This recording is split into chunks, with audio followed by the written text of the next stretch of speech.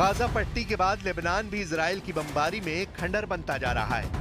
Hezbollah के commander Hassan Nasrallah को कैसे टारगेट किया गया, इसे समझने के लिए नसरल्लाह की लोकेशन समझिए।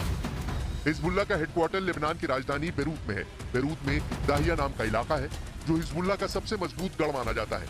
यहाँ पर करीब 150 फीट गहरा बंकर है और यही 2006 से हिजबुल्लाह चीफ हसन नसरल्लाह का घर रहा है। हसन नसरल्लाह को 2016 के बाद से खुले आसमान के नीचे नहीं देखा गया है, यानी पिछले 8 साल से नसरल्लाह बंकर में ही रहा है। आखिरी बार 2016 में हसन नसरल्लाह को पब्लिक के बीच देखा गया था। अब तक हसन नसरल्लाह का पब्लिक के बीच आना अचानक हुआ। कहते हैं कि इसके बारे में उनके सुरक्षा कर्मियों को भी आखिरी पलों में बताया जाता है। हसन नसरल्लाह के साथ बंकर में 19 सुरक्षाकर्मी हमेशा उसकी हिफाजत करने के लिए तैनात रहते हैं। हसन नसरल्लाह के बंकर का दरवाजा कहां से खुलता है, किन गलियों से बंकर का रास्ता है, इसके बारे में हिजबुल्लाह के चुनिंदा लोगों को ही जानकारी रही है और वो हिजबुल्लाह के सबसे खास लोग माने जाते हैं। ऊपर इजराइल के ड्रोन और विमान जरूर मंडराते हैं, लेकिन जमीन के नीचे बैठे नसरल्लाह के बारे में उनको भनक तक नहीं लगती थी। यही वजह है कि हसन नसरल्लाह पिछले 8 सालों से अपने बंकर में ही रहा।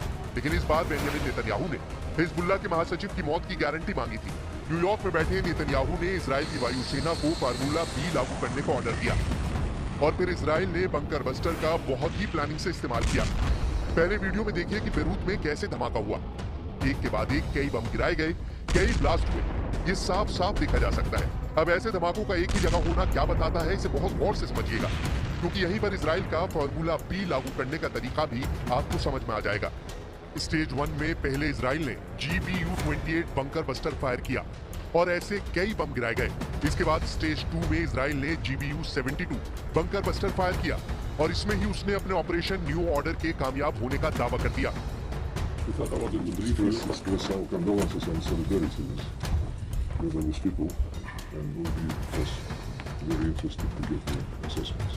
उसे तीसरा बंकर बस्टर GBU-57 दागने की नौबत ही नहीं आई। इजराइल की बमबारी में 3 तरह के फाइटर जेट इस्तेमाल किए गए हैं। F-16 से लेकर F-15 और F-35 पर बंकर बस्टर बम लोड किए जाते हैं और फिर उनसे बेरूत और दक्षिणी लेबनान में बमबारी की जाती है।